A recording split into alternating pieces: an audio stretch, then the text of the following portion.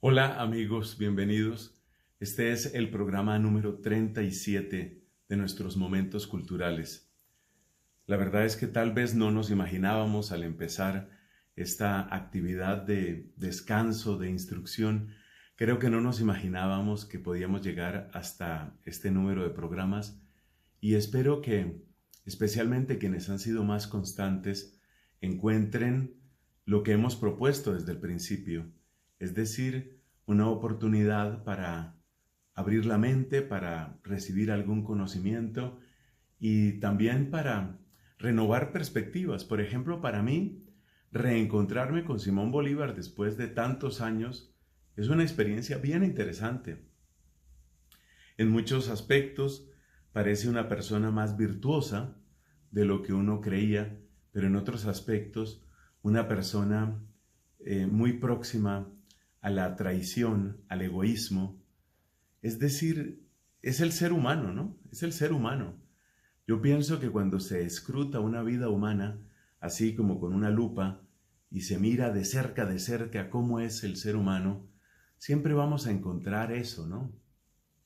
Vamos a encontrar que hay egoísmo, que hay cobardía, en otro sentido tal vez hay grandeza, hay sabiduría, y eso nos ayuda. Eso nos ayuda. Y es un deber hacerlo, no solo para conocernos a nosotros mismos, sino también para no dejar que otros nos echen la historia. Es que yo creo que, por ejemplo, nosotros como católicos tenemos un deber muy interesante aquí, y es el deber de no permitir que la historia quede en manos simplemente de los enemigos de la Iglesia, que bastante ganas tienen de echar únicamente su versión y de imponer únicamente sus criterios. Por eso es bueno formarse, es bueno ir a los documentos, es bueno ir a las palabras mismas, que es lo que estamos haciendo en esta serie sobre Simón Bolívar. Este ya es el programa número 5 que dedicamos a Bolívar. Y hoy les anuncio que vamos a tener un programa un poco más extenso que otros, porque hay dos documentos que creo que no deben separarse. Uno es de 1814 y otro es de 1815. El primero se conoce como Manifiesto de Carúpano.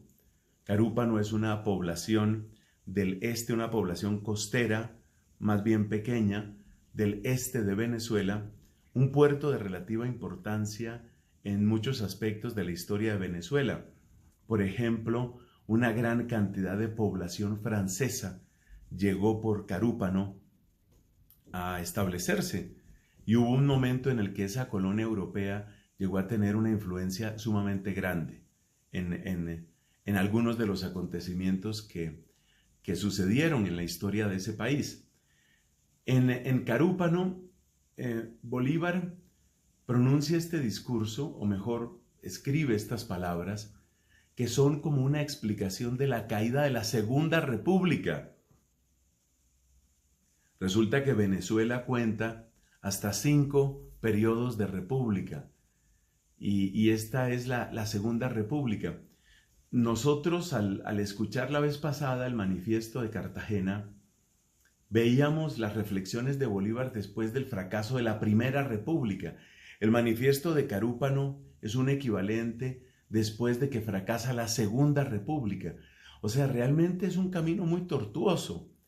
Yo creo que muchos de nosotros, al estudiar la historia hace mucho tiempo, al estudiar historia patria, historia de América, prácticamente reducimos el proceso de independencia a unas cuantas batallas, que sucedió Pichincha, que sucedió Carabobo, que sucedió la batalla del Pantano de Vargas, y más o menos uno se imagina en su juventud y en su ignorancia, uno se imagina que llegaron esas batallas y ya desaparecieron los problemas.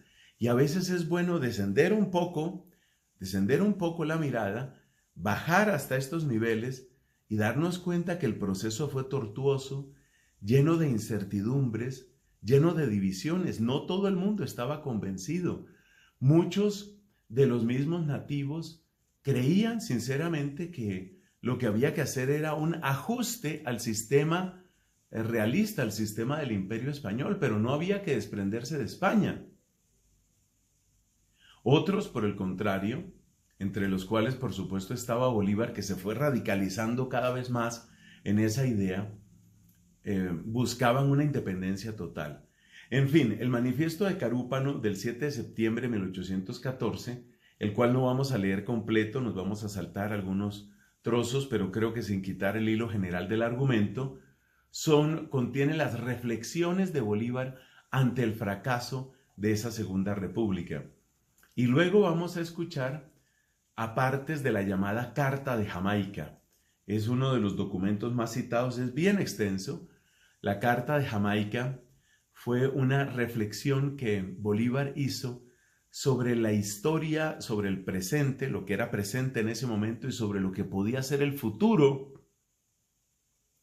ya no solo de Venezuela, sino del conjunto de los pueblos de lo que él llamaba América Meridional.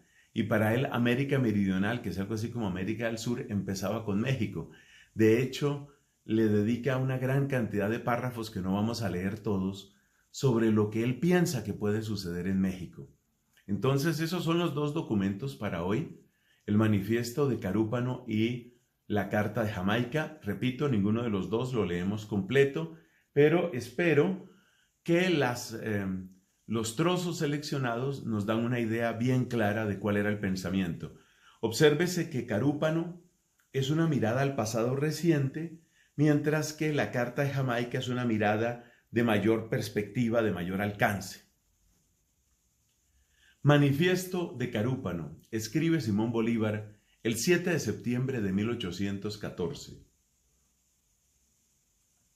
Ciudadanos, infeliz del magistrado, que, autor de las calamidades o de los crímenes de su patria, se ve forzado a defenderse ante el Tribunal del Pueblo de las acusaciones que sus conciudadanos dirigen contra su conducta. Pero es dichosísimo aquel que, corriendo por entre los escollos de la guerra, de la política y de las desgracias públicas, preserva su honor intacto y se presenta inocente a exigir de sus propios compañeros de infortunio una recta decisión sobre su inculpabilidad. Yo he sido elegido por la suerte de las armas para quebrantar vuestras cadenas, como también he sido, digámoslo así, el instrumento de que se ha valido la providencia para colmar la medida de vuestras aflicciones. Sí, yo os he traído la paz y la libertad, pero en pos de estos inestimables bienes han venido conmigo la guerra y la esclavitud.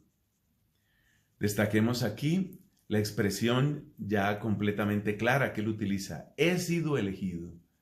Él siente que tiene una misión providencial y utiliza el nombre de la divina providencia.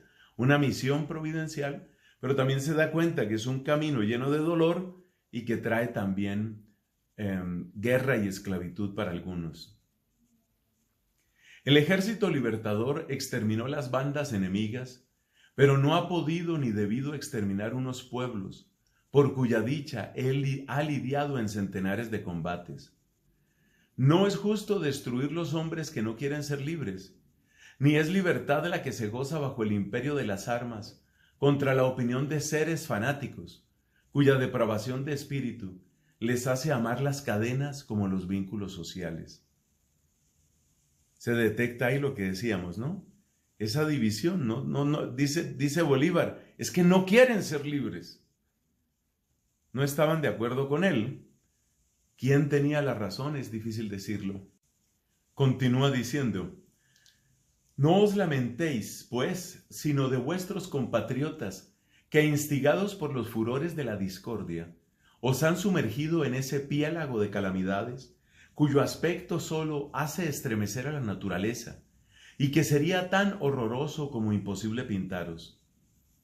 Vuestros hermanos, y no los españoles, han desgarrado vuestro seno, derramado vuestra sangre, incendiado vuestros hogares, y os han condenado a la expatriación. Obsérvese cómo está la idea clara de la unión. Es un tema que él ha venido repitiendo, pero unión significa gente que piense como yo y que obre al unísono conmigo. En vano, esfuerzos inauditos han logrado innumerables victorias compradas al caro precio de la sangre de nuestros heroicos soldados. Un corto número de sucesos por parte de nuestros contrarios ha desplomado el edificio de nuestra gloria, estando la masa de los pueblos descarriada por el fanatismo religioso y seducida por el incentivo de la anarquía devoradora. A la antorcha de la libertad, que nosotros hemos presentado a la América como la guía y el objeto de nuestros conatos, han opuesto nuestros enemigos la hacha incendiaria de la discordia, de la devastación y el grande estímulo de la usurpación de los honores y de la fortuna de los hombres envilecidos por el yugo de la servidumbre y embrutecidos por la doctrina de la superstición.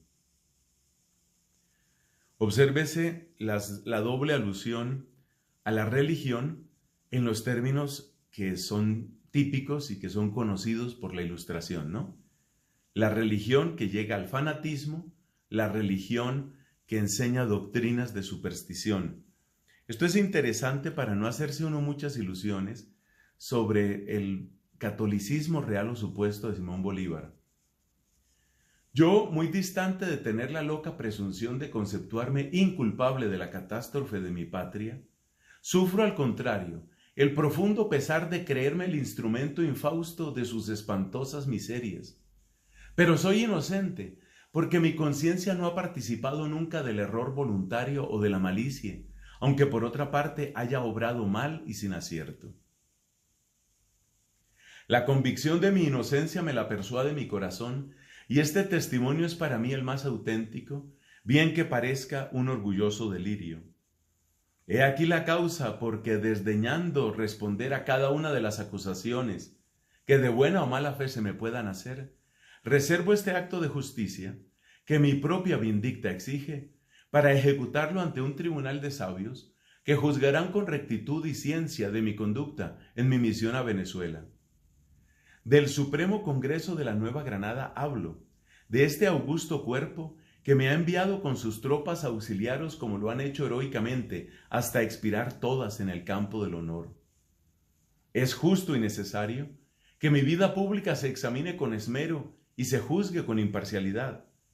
Es justo y necesario que yo satisfaga a quienes haya ofendido y que se me indemnice de los cargos erróneos a que no he sido acreedor. Este gran juicio debe ser pronunciado por el soberano a quien he servido. Yo os aseguro que será tan solemne cuanto sea posible y que mis hechos serán comprobados por documentos irrefragables. Entonces sabréis si he sido indigno de vuestra confianza o si merezco el nombre de libertador. Observemos cómo, lo mismo que en el Manifiesto de Cartagena, Bolívar ve indisolublemente unida la suerte de Venezuela a lo que acontezca en la Gran Colombia, en la Nueva Granada, que será la semilla de la Gran Colombia. Yo os juro, termina diciendo, yo os juro, amados compatriotas, que este augusto título que vuestra gratitud me tributó cuando os vine a arrancar las cadenas no será vano. Yo os juro que, libertador o muerto, mereceré siempre el honor que me habéis hecho, sin que haya potestad humana sobre la tierra que detenga el curso que me he propuesto seguir hasta volver segundamente a libertaros por la senda del occidente, regada con tanta sangre y adornada de tantos laureles. Cuando habla de venir del occidente, pues el plan que él diseña es consolidar primero la independencia en lo que es hoy Colombia y desde ahí fortalecer fuerzas para expulsar a los españoles de Venezuela. En la práctica, pues eso fue lo que sucedió.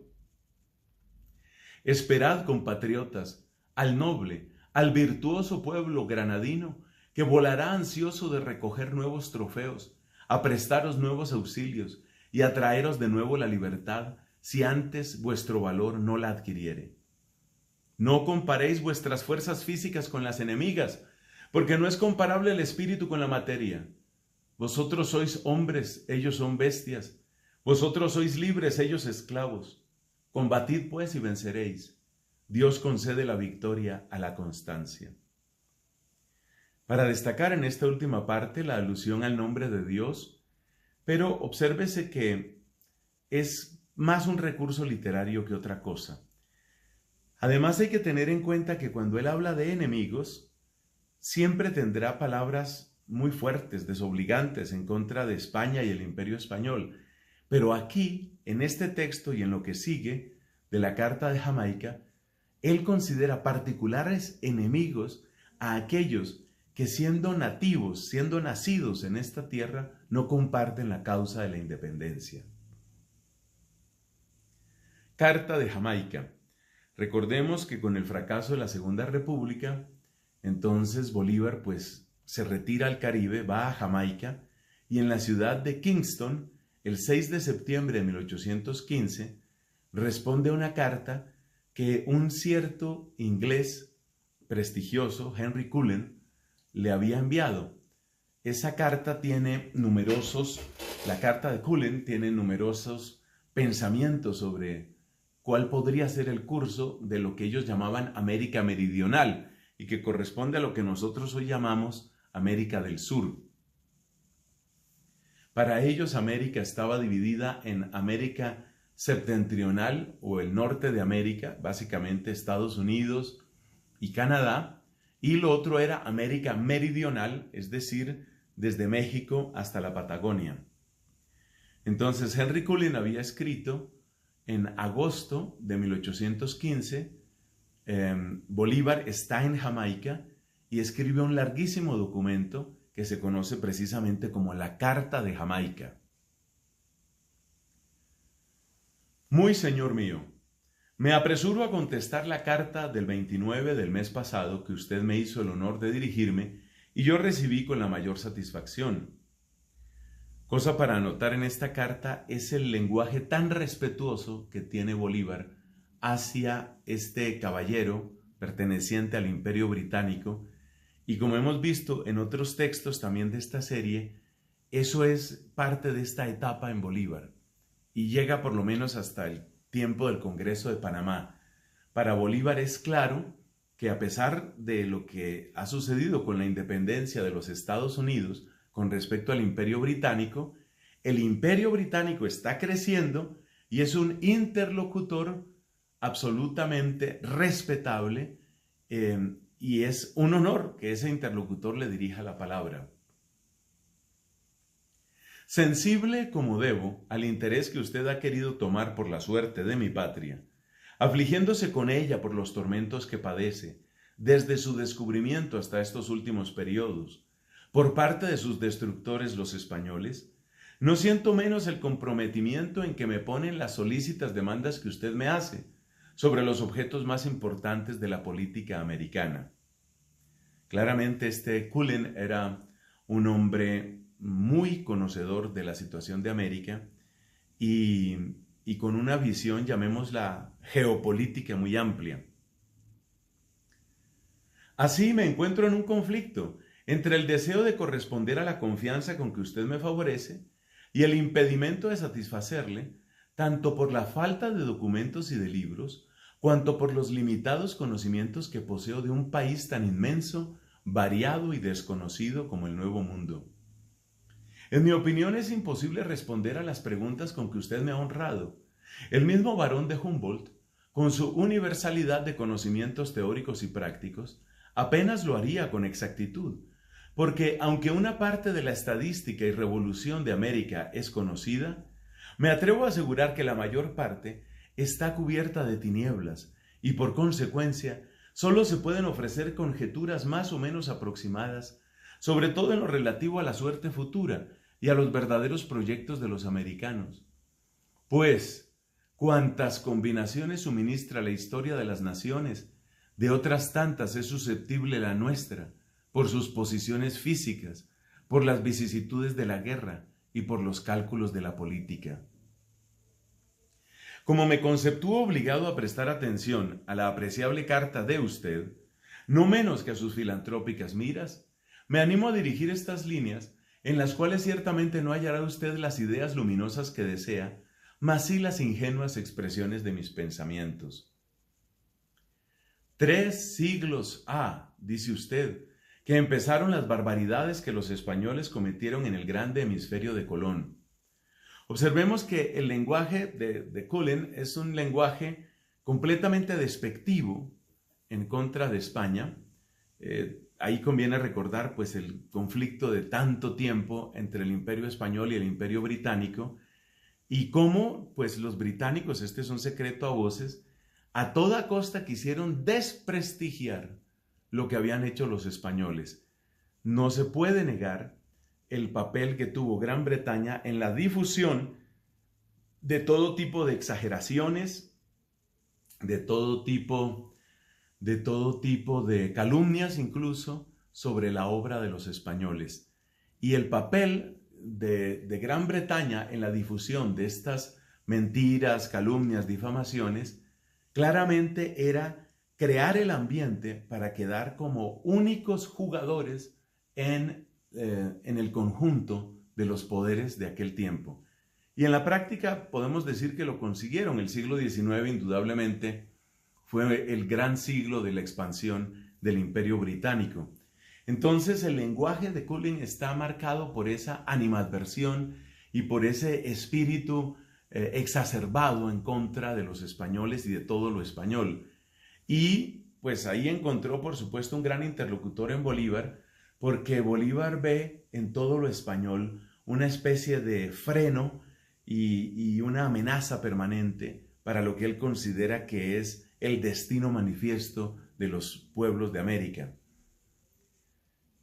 Barbaridades, se refiere a la expresión de Cullen ahora Bolívar, barbaridades que la presente edad ha rechazado como fabulosas, porque parecen superiores a la perversidad humana, y jamás serían creídas por los críticos modernos si constantes y repetidos documentos no testificasen estas infaustas verdades. El filantrópico obispo de Chiapas, el apóstol de la América, Bartolomé de las Casas, ha dejado a la posteridad una breve relación de ellas, extractada de las sumarias que siguieron en Sevilla a los conquistadores, con el testimonio de cuantas personas respetables había entonces en el Nuevo Mundo, y con los procesos mismos que los tiranos se hicieron entre sí, como consta por los más sublimes historiadores de aquel tiempo. Todos los imparciales han hecho justicia al celo, verdad y virtudes de aquel amigo de la humanidad, de nuevo se refiere a Bartolomé de las Casas, que con tanto fervor y firmeza denunció ante su gobierno y contemporáneos los actos más horrorosos de un frenesí sanguinario. Observemos que, pues aquí está de lleno, ¿no?, la leyenda negra en contra del Imperio Español, que se caracteriza por prácticamente no reconocerle nada bueno a España, nada, sino únicamente abuso, crueldad, explotación, perversión. Con cuánta emoción de gratitud leo el pasaje de la carta de usted en que me dice, comillas, que espera que los sucesos que siguieron entonces a las armas españolas acompañen ahora a las de sus contrarios, los muy oprimidos americanos meridionales. Yo tomo esta esperanza por una predicción, si la justicia decide las contiendas de los hombres. El suceso coronará nuestros esfuerzos, porque el destino de América se ha fijado irrevocablemente. El lazo que la unía a España está cortado. La opinión era toda su fuerza. Por ella se estrechaban mutuamente las partes de aquella inmensa monarquía. Lo que antes las enlazaba ya las divide. Más grande es el odio que nos ha inspirado la península que el mar que nos separa de ella. Menos difícil es unir los dos continentes que reconciliar los espíritus de ambos países. Son palabras durísimas, ¿no? Conviene recordar aquí un tema del lenguaje. La palabra suceso en todos estos casos pues tiene el mismo sentido que nuestra palabra éxito, buen resultado, ¿no? Se parece obviamente a lo que en inglés se utiliza actualmente, success, ¿no?, que es una manera de decir éxito. Porque los sucesos, o sea, los éxitos, hayan sido parciales y alternados, se refiere aquí al trabajo de los americanos, no debemos desconfiar de la fortuna. En unas partes triunfan los independientes, mientras que los tiranos en lugares diferentes obtienen sus ventajas. ¿Y cuál es el resultado final? ¿No está el nuevo mundo entero conmovido y armado para su defensa? Echemos una ojeada y observaremos una lucha simultánea en la misma extensión de este hemisferio. Entonces va a ser un pequeño recorrido de cómo se están dando las luchas de independencia a la altura de 1815. El belicoso estado de las provincias del Río de la Plata ha purgado su territorio y conducido sus armas vencedoras al Alto Perú, conmoviendo a Arequipa e inquietando a los realistas de Lima. Cerca de 1 millón de habitantes disfruta allí de su libertad. Alto Perú corresponde a lo que hoy es Bolivia. Arequipa, dice conmoviendo a Arequipa, es decir, el miedo que ya se siente en el sur del Perú, esta ciudad pues de allá del sur de Perú, inquietando a los realistas de Lima. Lima indudablemente pues virreinato al fin y al cabo se conservaba con una gran fortaleza todavía para los españoles. El reino de Chile, poblado de 800,000 almas, está lidiando contra sus enemigos que pretenden dominarlo, pero en vano quieren dominarlo, porque los que antes pusieron un término a sus conquistas, los indómitos y libres araucanos, son sus vecinos y compatriotas, y su ejemplo sublime es suficiente para probarles que el pueblo que ama su independencia por fin la logra. El virreinato del Perú, cuya población asciende a 1,5 millones de habitantes, es sin duda el más sumiso y al que más sacrificios se le han arrancado para la causa del rey. Y bien que sean vanas las relaciones concernientes a aquella porción de América, es indubitable que ni está tranquila ni es capaz de oponerse al torrente que amenaza a las más de sus provincias.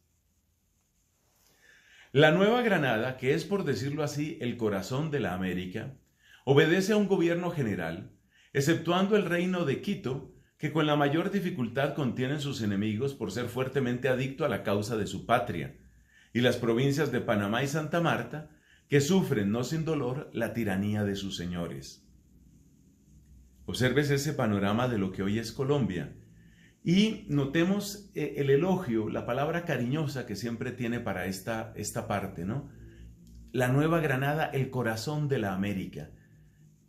Para él era muy importante la ubicación geográfica y también el hecho de que había encontrado siempre y encontró siempre en la Nueva Granada quienes respaldaran sus ideas. Paradójicamente, será también en la Nueva Granada donde surgirán las más duras traiciones, las más fuertes acusaciones contra Bolívar al final de su vida. 2,5 millones de habitantes están esparcidos en aquel territorio que actualmente defienden contra el ejército español bajo el general Morillo, ese es Pablo Morillo por supuesto, que es verosímil sucumba delante de la inexpugnable plaza de Cartagena. Mas si la tomare, será a costa de grandes pérdidas y desde luego carecerá de fuerzas bastantes para subyugar a los morijeros y bravos moradores del interior. En cuanto a la heroica y desdichada Venezuela, sus acontecimientos han sido tan rápidos y sus devastaciones tales que casi la han reducido a una absoluta indigencia, a una soledad espantosa. No obstante, que era uno de los más bellos países de cuantos hacían el orgullo de América. Sus tiranos gobiernan un desierto y solo oprimen a tristes restos que escapados de la muerte alimentan una precaria existencia. Algunas mujeres, niños y ancianos son los que quedan. Los más de los hombres han perecido por no ser esclavos y los que viven combaten con furor en los campos y en los pueblos internos hasta expirar o arrojar al mar a los que insaciables de sangre y de crímenes rivalizan con los primeros monstruos que hicieron desaparecer de la América a su raza primitiva. Observemos que el lenguaje de Bolívar aquí se aproxima a la estrategia política y bélica propia de las guerrillas. Este es como una especie de anuncio de la lucha de guerrillas, ¿no? Los más de los hombres han perecido por no ser esclavos, y los que viven, dice, combaten con furor en los campos y pueblos internos. También cabe destacar aquí la alusión que él hace a uno de los muchos mitos que había sobre el origen de la población americana, un tema discutido a veces con bastante acaloramiento hasta hace pocos años. Cerca de 1 millón de habitantes, sigue diciendo Bolívar, cerca de 1 millón de habitantes se contaba en Venezuela y sin exageración Se puede conjeturar que una cuarta parte ha sido sacrificada por la tierra, la espada, el hambre, la peste, las peregrinaciones. Peregrinaciones indica aquí lo que hoy llamaríamos los desplazamientos de masas de seres humanos. Las peregrinaciones, excepto el terremoto, todos resultados de la guerra. Bolívar está hablando aquí de unos 250,000 muertos hasta ese momento en Venezuela. El terremoto dejó unas 20,000 víctimas. En Nueva España, actualmente México, había en 1808, según nos refiere el barón de Humboldt, 7,800,000 almas con inclusión de Guatemala. Desde aquella época la insurrección ha agitado a casi todas sus provincias, ha hecho disminuir sensiblemente aquel cómputo que parece exacto, pues más de 1,000,000 de hombres han perecido, como lo podrá usted ver en la exposición de Mr. Walton, que describe con fidelidad los sanguinarios crímenes cometidos en aquel opulento imperio. Allí, en México se refiere, la lucha se mantiene a fuerza de sacrificios humanos y de todas especies, pues nada ahorran los españoles, con tal que logren someter a los que han tenido la desgracia de nacer en este suelo, que parece destinado a empaparse con la sangre de sus hijos. A pesar de todo, los mexicanos serán libres, porque han abrazado el partido de la patria, con la resolución de vengar a sus pasados o seguirlos al sepulcro. Ya ellos dicen con Reinal: llegó el tiempo, en fin, de pagar a los españoles suplicios con suplicios y de ahogar a esa raza de exterminadores en su sangre o en el mar. Obsérvese el lenguaje cómo va subiendo en su agresividad. Las islas de Puerto Rico y Cuba, que entre ambas pueden formar una población de 700 a 800,000 almas, son las que más tranquilamente poseen los españoles porque están fuera del contacto de los independientes. Mas, ¿no son americanos estos insulares? ¿No son vejados? ¿No desearán su bienestar? Bueno, ahí termina más o menos el recorrido panorámico con el que Bolívar está contando qué ve él en ese momento sobre el proceso de la independencia. Pero aquí viene una especie de subcapítulo. Mientras esto está sucediendo en estas tierras, ¿qué pasa con Europa? Observemos que Bolívar ha adoptado la manera de pensar de la Ilustración. Bolívar ha adoptado podríamos decir, el acervo cultural europeo, pero no ve una contrapartida, no ve que Europa tenga verdadero interés en intervenir para que se haga justicia aquí. Y hace una distinción que siempre será antipática. Yo lamento que esto pues tiene que sonar muy odioso para los españoles, pero hace la distinción entre Europa y España, es decir, no la considera parte de Europa. Europa haría un bien a España en disuadirla de su obstinada temeridad, porque a lo menos le ahorrará los gastos que expende y la sangre que derrama, a fin de que, fijando su atención en sus propios recintos, fundase su prosperidad y poder sobre bases más sólidas que las de inciertas conquistas, un comercio precario y exacciones violentas en pueblos remotos, enemigos y poderosos.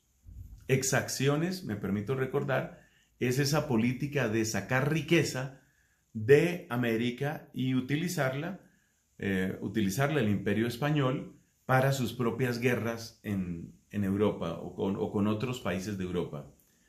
En consecuencia, nosotros esperábamos con razón que todas las naciones cultas se apresurarían a auxiliarnos para que adquiriésemos un bien cuyas ventajas son recíprocas a entrambos hemisferios. Sin embargo, cuán frustradas esperanzas.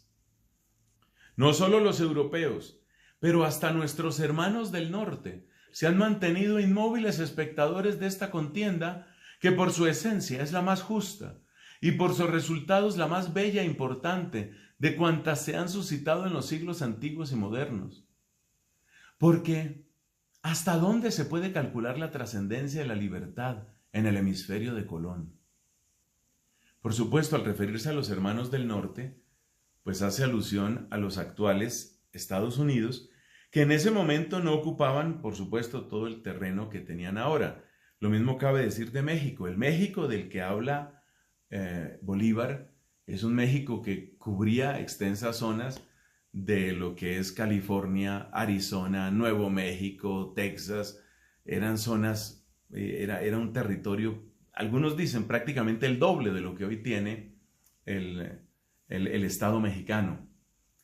Pero en todo caso, los hermanos del norte pues son esa semilla en la que Bolívar ve prosperar las ideas de la Ilustración, pero para gran decepción suya, todos esos ilustrados pues están como muy allá en sus negocios y los llama inmóviles espectadores de esta contienda. Siempre las almas generosas se interesan en la suerte de un pueblo que se esmera por recobrar los derechos con que el Creador y la naturaleza le han dotado. Y es necesario estar bien fascinado por el error o por las pasiones para no abrigar esta noble sensación. Usted ha pensado en mi país y se interesa por él. Este acto de benevolencia me inspira el más vivo reconocimiento. O sea, realmente, Bolívar ve en esta carta, en esta comunicación con el señor Henry Cullen, ve como un mensaje que él quisiera enviar no solo a una persona, sino al Imperio Británico en su conjunto y al mundo culto que él apreciaba tanto, de un modo más amplio. Todavía es más difícil presentir la suerte futura. Ahora va a hablarnos de lo que él cree que puede suceder. Todavía es más difícil presentir la suerte futura del nuevo mundo, establecer principios sobre su política y casi profetizar la naturaleza del gobierno que llegará a adoptar. Toda idea relativa al porvenir de este país me parece aventurada. Observemos, aunque sea de paso, que él utiliza la palabra país de un modo diferente a como nosotros la usamos. Para él, país es más bien como una región muy amplia. Se puede prever, continúa diciendo, se puede prever cuando el género humano se hallaba en su infancia rodeado de tanta incertidumbre, ignorancia y error, ¿cuál sería el régimen que abrazaría para su conservación? ¿Quién se habría atrevido a decir, tal nación será república o monarquía, esta será pequeña, aquella grande? En mi concepto, esta es la imagen de nuestra situación. Nosotros somos un pequeño género humano. Oiga esa expresión que es muy propia del pensamiento, entre comillas, mesiánico de Bolívar. Aquí la humanidad, por utilizar una palabra que es muy popular hoy, aquí la humanidad se está reinventando. Aquí hay como un nuevo surgir de humanidad. Por eso tenemos un paraíso, por eso tenemos un nuevo comienzo. Claro que es un comienzo que para Bolívar ya tiene una cierta ventaja, porque él no quiere empezar de cero. No tiene las ingenuidades de un Juan Jacobo Rousseau, decir que todo era bueno entre los aborígenes. No, él no llega a eso. Él quiere un nuevo comienzo, pero un nuevo comienzo que a la vez aprovecha las riquezas culturales que él mismo ha podido conocer. Nosotros, dice, nosotros somos un pequeño género humano. Poseemos un mundo aparte, cercado por dilatados mares, nuevos en casi todas las artes y ciencias, aunque en cierto modo viejos en los usos de la sociedad civil. ¿Sí te das cuenta? Y entonces Bolívar trata de lograr una imagen de qué es América, trata de pensar, trata de que le quepa América en la cabeza. Y entonces la primera imagen es somos como un nuevo mundo. No, pero espérate, porque es que también tenemos un acervo cultural, tenemos un tesoro de cultura que nos viene pues de Europa, ¿no? Entonces viene con otra comparación. Yo considero el estado actual de América como cuando, desplomado el Imperio Romano, cada desmembración formó un sistema político conforme a sus intereses y situación, o siguiendo la ambición particular de algunos jefes, familias o corporaciones, con esta notable diferencia, que aquellos miembros dispersos volvían a restablecer sus antiguas naciones con las alteraciones que exigían las cosas o los hechos, mas nosotros, que apenas conservamos vestigios de lo que en otro tiempo fue, y que por otra parte no somos indios ni europeos, sino una especie de mezcla entre los legítimos propietarios del país y los usurpadores españoles. En suma, siendo nosotros americanos por nacimiento y nuestros derechos los de Europa, tenemos que disputar a estos, a los del país, y que mantenernos en él contra la invasión de los invasores. Así nos hallemos en el caso más extraordinario y complicado. Es una frase larguísima, pero yo creo que ahí describe mucho de lo que él pensaba. No somos ni indios ni europeos, somos simplemente americanos. Somos americanos, el fruto de una usurpación de algo que era legítimo. Eso somos nosotros. Y no podemos echar atrás la historia. Esa es la realidad de lo que nosotros somos. Pero lo que no podemos permitir es que permanezca lo que él llama la invasión de los invasores. No obstante que es una especie de adivinación indicar cuál será el resultado de la línea de política que América siga, me atrevo a aventurar algunas conjeturas que desde luego caracterizo de arbitrarias, dictadas por un deseo racional y no por un raciocinio probable. La posición de los moradores del hemisferio americano ha sido por siglos puramente pasiva. Su existencia política era nula. Nosotros estábamos en un grado todavía más abajo de la servidumbre y por lo mismo con más dificultad para elevarnos al goce de la libertad. Entonces viene la teoría de Bolívar sobre lo que él llamaba la perpetua infancia. Se nos vejaba con una conducta que además de privarnos de los derechos que nos correspondían, nos dejaba en una especie de infancia permanente con respecto a las transacciones públicas. Si hubiésemos siquiera manejado nuestros asuntos domésticos en nuestra administración interior, conoceríamos el curso de los negocios públicos y su mecanismo, moraríamos también de la consideración personal que impone a los ojos del pueblo cierto respeto maquinal que es tan necesario conservar en las revoluciones. He aquí por qué he dicho que estábamos privados hasta de la tiranía activa, pues que no nos está permitido ejercer sus funciones. La idea que tiene Bolívar es que en una tiranía, que por supuesto es algo detestable, el tirano no lo hace todo, sino que pone a los que domina, a los subyugados, los pone a que hagan tareas. Pero dice él que en América la condición era peor, porque resulta que el gobierno del imperio no solo dominaba completamente, sino que impedía el crecimiento en la función pública, en la administración, a los nativos, con lo cual quedábamos, dice él, completamente desprotegidos para un proceso de independencia. Algo así como que si se da la independencia, ahí ¿quién podrá hacer algo? ¿Quién podrá tomar el timón si nadie ha aprendido a navegar? Los americanos en el sistema español que está en vigor, y quizá con mayor fuerza que nunca, no ocupan, oiga esto, no ocupan otro lugar en la sociedad que el de siervos propios para el trabajo, y cuando más, el de simples consumidores. Y aún esta parte coartada con restricciones chocantes.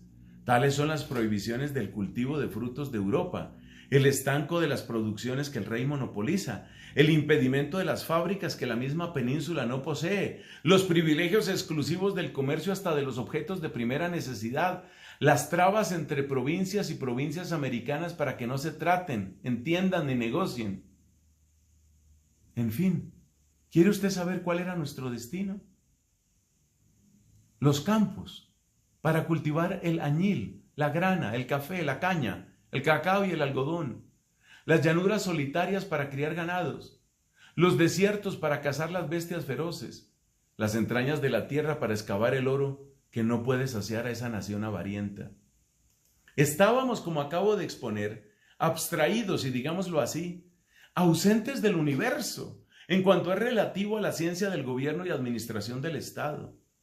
Jamás éramos virreyes ni gobernadores, sino por causas muy extraordinarias. Arzobispos y obispos, pocas veces. Diplomáticos, nunca. Militares, solo en calidad de subalternos. Nobles, sin privilegios reales. No éramos, en fin, ni magistrados, ni financistas, y casi ni aun comerciantes. Todo en contravención directa de nuestras instituciones. Eso es lo que Bolívar llamaba, es una teoría muy interesante, yo creo que tiene su parte de verdad indudablemente. Eso es lo que Bolívar llamaba la infancia permanente. De cuanto he referido será fácil colegir que América no estaba preparada para desprenderse de la metrópoli, como súbitamente sucedió por el efecto de las ilegítimas sesiones de Bayona y por la inicua guerra que la regencia nos declaró sin derecho alguno para ello. No solo por la falta de justicia, sino también de legitimidad.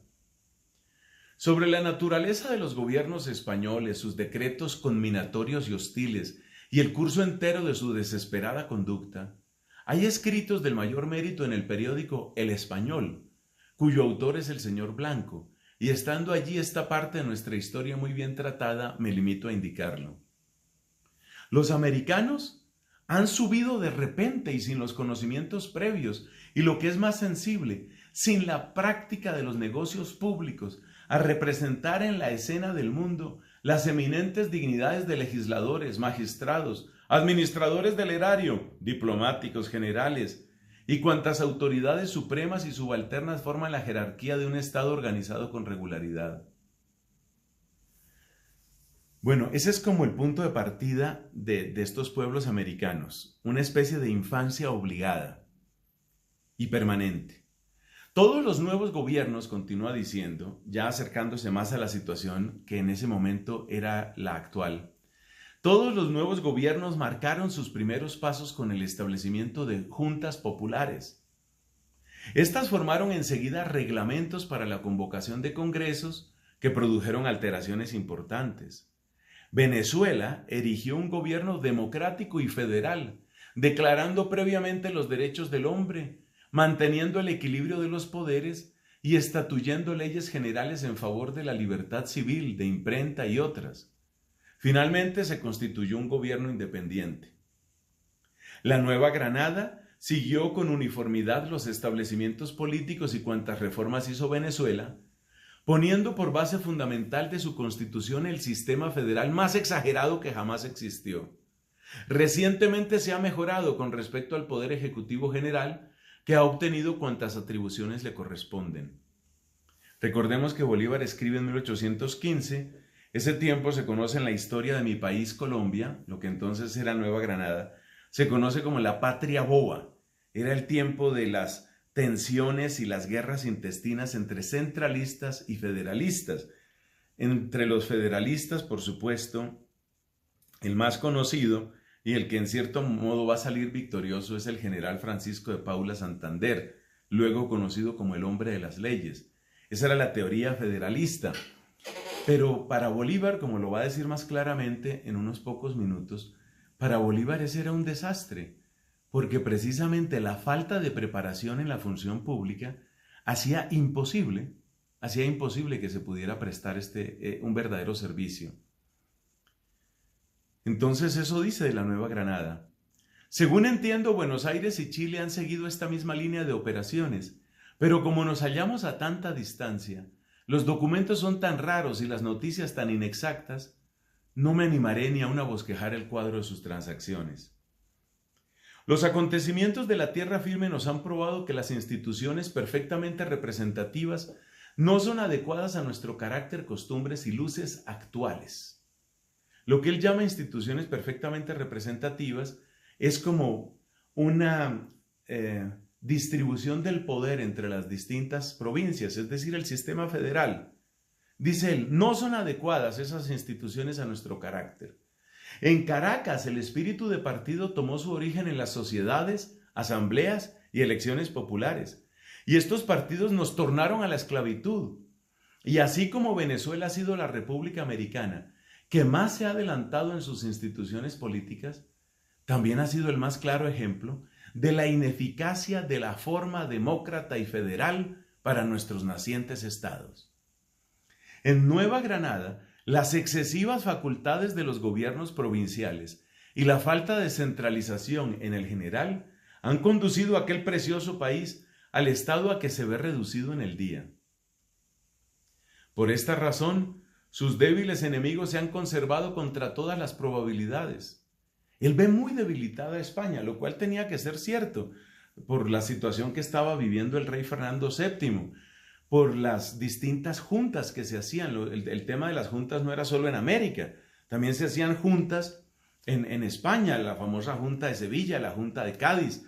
Entonces, era muy débil, muy frágil. Parte de la exasperación de Bolívar era darse cuenta que este era el momento más frágil del Imperio Español y por lo tanto el momento de cortar el cordón umbilical. Y sin embargo, le ganábamos a los españoles, los americanos les ganábamos a los españoles en debilidad. ¿Por qué? Por el sistema federal. Por esta razón sus débiles enemigos se han conservado contra todas las probabilidades. En tanto que nuestros compatriotas no adquieran los talentos y las virtudes políticas que distingan a nuestros hermanos del norte, los sistemas enteramente populares, lejos de sernos favorables, temo mucho que vengan a ser nuestra ruina. Desgraciadamente, estas cualidades parecen estar muy distantes de nosotros en el grado que se requiere, y por el contrario, estamos dominados de los vicios que se contraen bajo la dirección de una nación como la española, que solo ha sobresalido en fiereza, ambición, venganza y codicia. Es más difícil, dice Montesquieu, sacar a un pueblo de la servidumbre que subyugar a uno libre. Esta verdad está comprobada por los anales de todos los tiempos, que nos muestran las más de las naciones libres sometidas al yugo y muy pocas de las esclavas recobrar su libertad.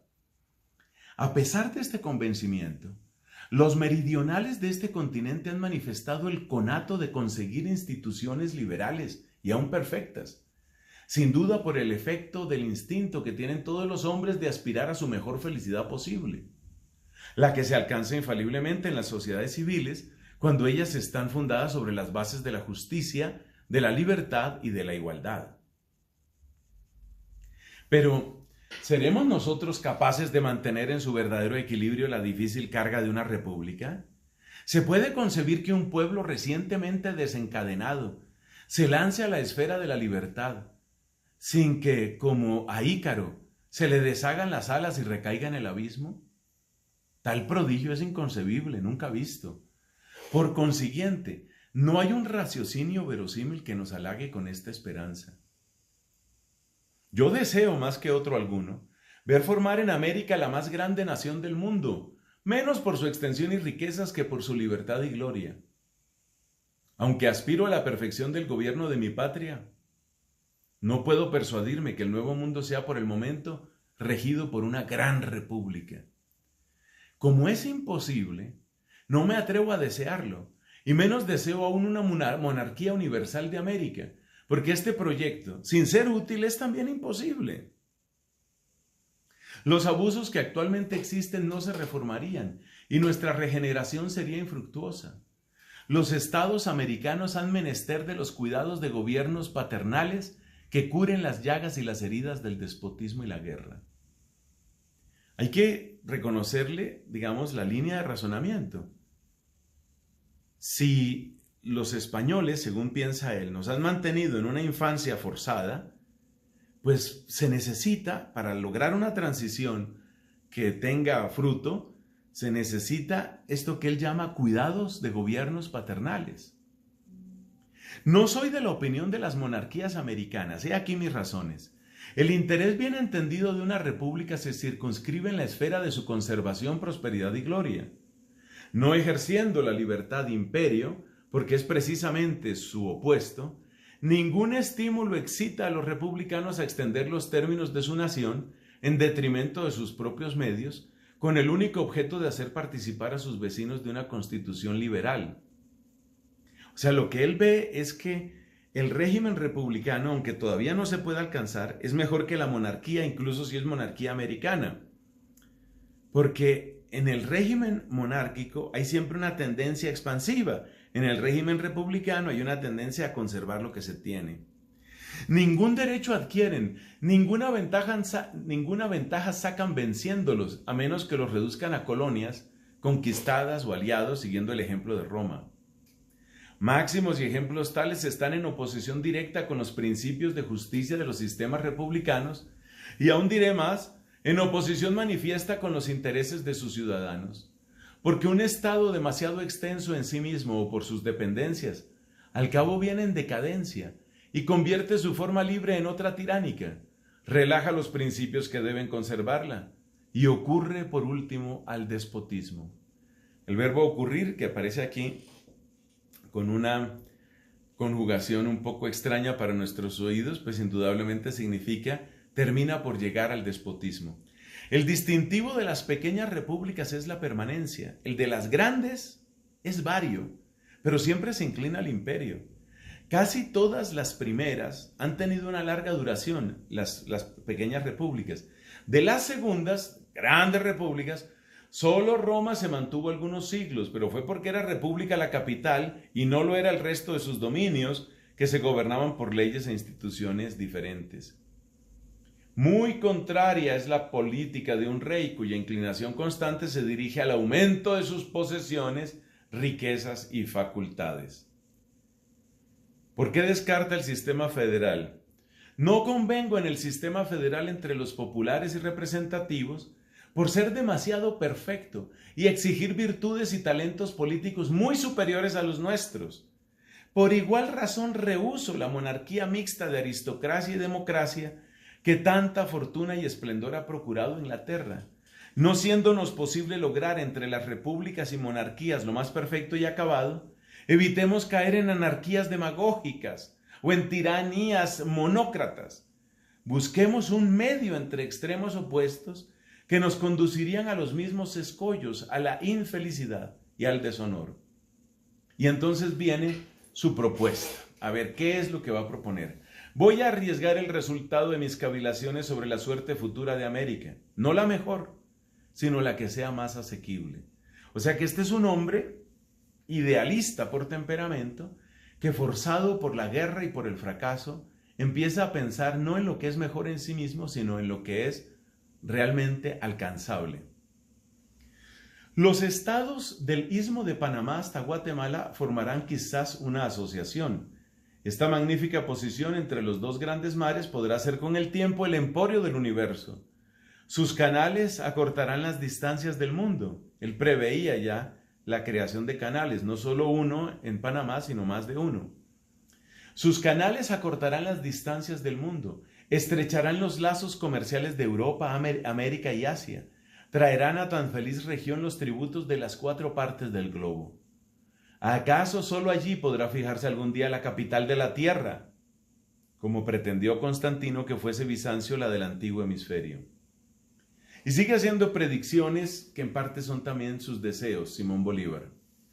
Nueva Granada se unirá con Venezuela si llegan a convenirse en formar una república central cuya capital será Maracaibo, o una nueva ciudad que con el nombre de Las Casas, en honor de este héroe de la filantropía, se funde entre los confines de ambos países en el soberbio puerto de Bahía Honda. Quiero destacar aquí, porque Las Casas pues era dominico, quiero destacar aquí que todos los elogios de Bolívar hacia Las Casas tienen que ver con la filantropía. No elogia a él nada que tenga que ver con el sacerdocio, la predicación de Cristo o cosas parecidas, sino lo que ve en Bartolomé de Las Casas es simplemente una persona con una profunda sensibilidad humana. Él estima que con un gran amor por la justicia y por supuesto un aliado para lo que el mismo Bolívar cree. Esta posición, el soberbio puerto de Bahía Honda, esta posición, aunque desconocida, es más ventajosa por todos respectos. Su acceso es fácil y su situación tan fuerte que puede hacerse inexpugnable. Posee un clima puro y saludable, un territorio tan propio para la agricultura como para la cría de ganados y una grande abundancia de maderas de construcción. Los salvajes que la habitan serían civilizados y nuestras posesiones se aumentarían con la adquisición de La Guajira. Esta nación se llamaría Colombia, como tributo de justicia y gratitud al creador de nuestro hemisferio, Cristóbal Colón. Su gobierno podrá imitar al inglés, con la diferencia de que en lugar de un rey habrá un poder ejecutivo, electivo, cuando más vitalicio, y jamás hereditario si se quiere república. Una cámara o senado legislativo hereditario que en las tempestades políticas se interponga entre las olas populares y los rayos del gobierno, y un cuerpo legislativo de libre elección sin otras restricciones que las de la Cámara Baja de Inglaterra. Ese es el planteamiento. Un poder ejecutivo robusto, que incluso podría ser vitalicio, pero no hereditario. Luego, una Cámara Alta o Senado, que sí sería hereditario para que se mantengan tradiciones y para evitar el peligro del populismo. Una Cámara Baja de total libre elección, como la Cámara Baja de Inglaterra, de Gran Bretaña. Algo de eso ha tenido el país, ha tenido mi país, ¿no? Aquí tenemos el Senado y la Cámara de Representantes. lo del Poder Ejecutivo como él lo quería, que ejerciera esa labor paternal, realmente nunca llegó a realizarse. Esta Constitución participaría de todas las formas, y yo deseo que no participe de todos los vicios. Como esta es mi patria, tengo un derecho incontestable para desearle lo que en mi opinión es mejor.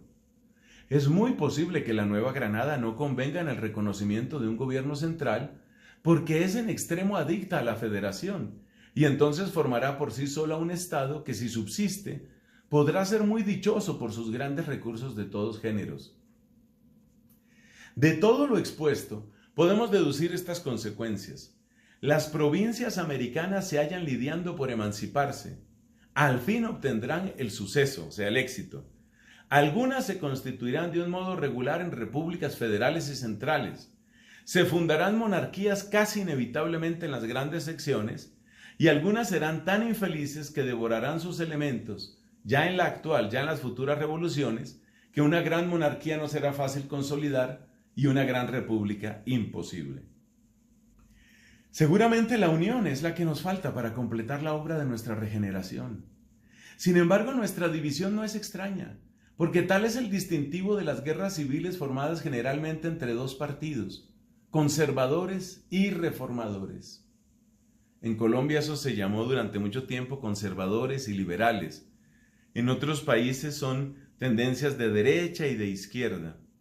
Los primeros, dice él, los conservadores, son por lo común más numerosos, porque el imperio de la costumbre produce el efecto de la obediencia a las potestades establecidas. Los últimos, los reformadores, son siempre menos numerosos, aunque más vehementes e ilustrados. De este modo, la masa física se equilibra con la fuerza moral y la contienda se prolonga, siendo sus resultados muy inciertos.